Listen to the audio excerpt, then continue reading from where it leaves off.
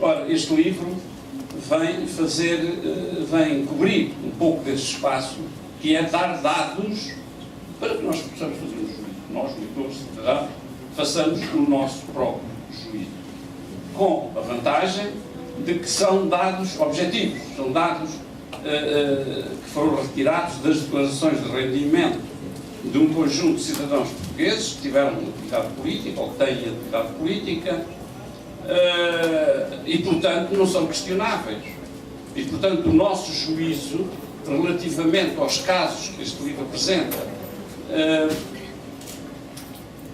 não merecem qualquer questão fundamental.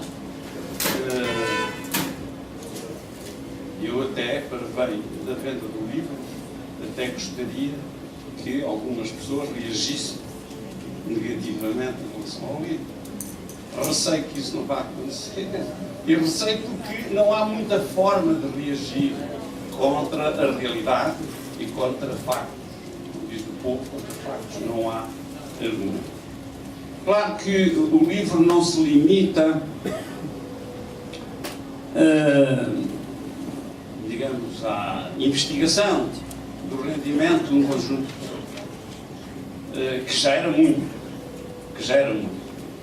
e veio demonstrar, se isso ainda fosse necessário, que a atividade política em Portugal é rentável. Aquela ideia muito feita de que não se ganha na atividade política para os charutos, para aqueles que fumam charuto, não é verdadeiro. Não é verdadeiro. Os dados estão aqui.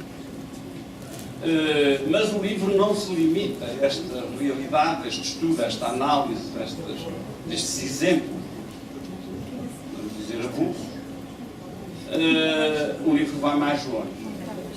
O livro analisa as regras do jogo, analisa as leis, faz sugestões. Porque a realidade aqui retratada é uma realidade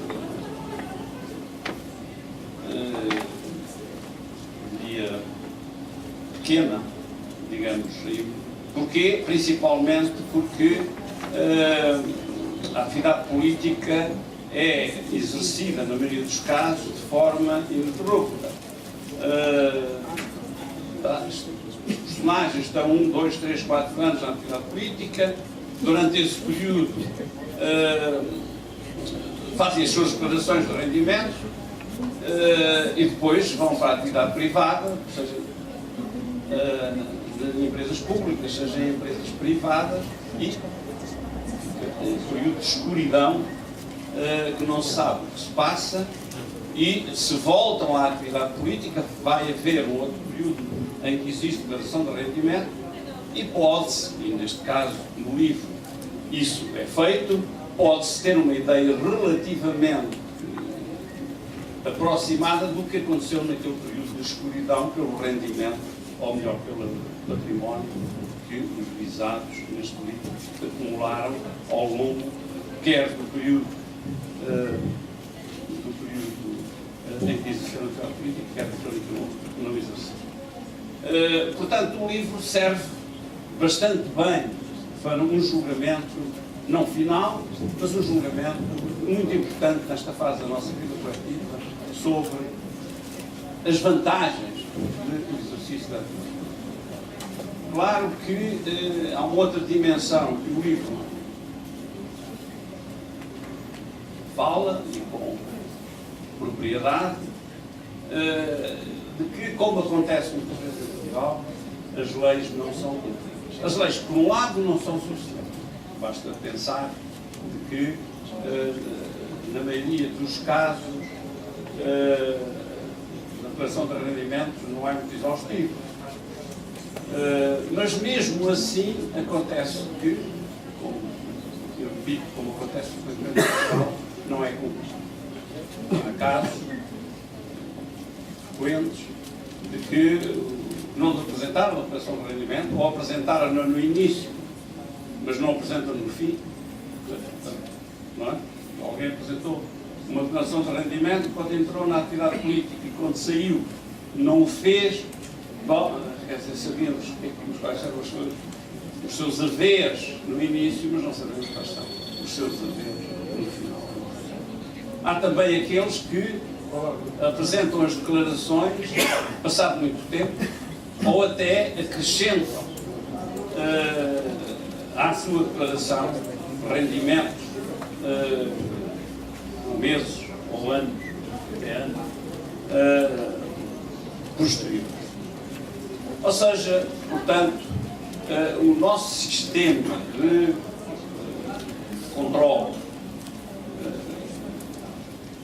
ou de fiscalização ou de avaliação destes casos não é muito exaustivo, é relativamente leve e não conduz a resultados totais. Mas o livro, por aquilo que apresenta, cumpre muito bem a sua missão e já nos dá uma pequena ideia do que se passa neste país. E estes governantes que circulam entre o setor público e privado são, para além de uma disfuncionalidade do sistema político português, porque a maioria não é eleita, é convidada para o governo, são a face de um Estado débil, submisso a influências de grupos de interesse e de um setor empresarial de natureza corporativista e clientelar que vive de e para o Estado. O conflito de interesses proporciona o enriquecimento pessoal dos ex-governantes e o que a lei faz? A lei protege a sua venalidade. Portanto, como disse, a lei de incompatibilidades institucionaliza o conflito de interesses que depois serve de base, como o Sérgio explicou aí bem, para o enriquecimento pessoal dos ex-governantes.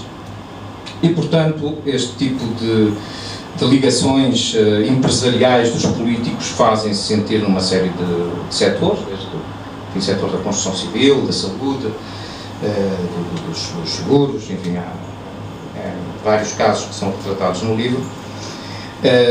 E esta contínua transferência dos governantes para os órgãos de gestão das empresas de interesse público, para as empresas que operam nos setores que anteriormente tutelavam, revela que afinal os tais míseros 6.000 euros acaba por não ser assim, enfim, tão pouco atrativo quanto isso.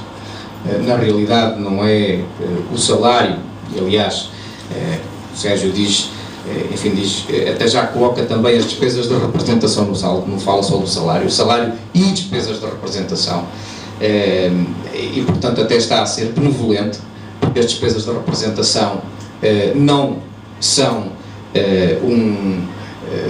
um subsídio.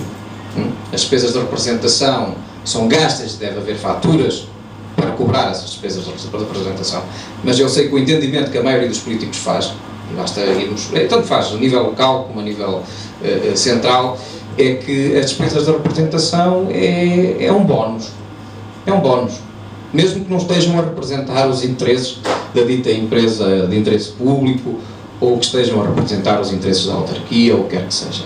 Mas é visto como um bónus em relação à remuneração.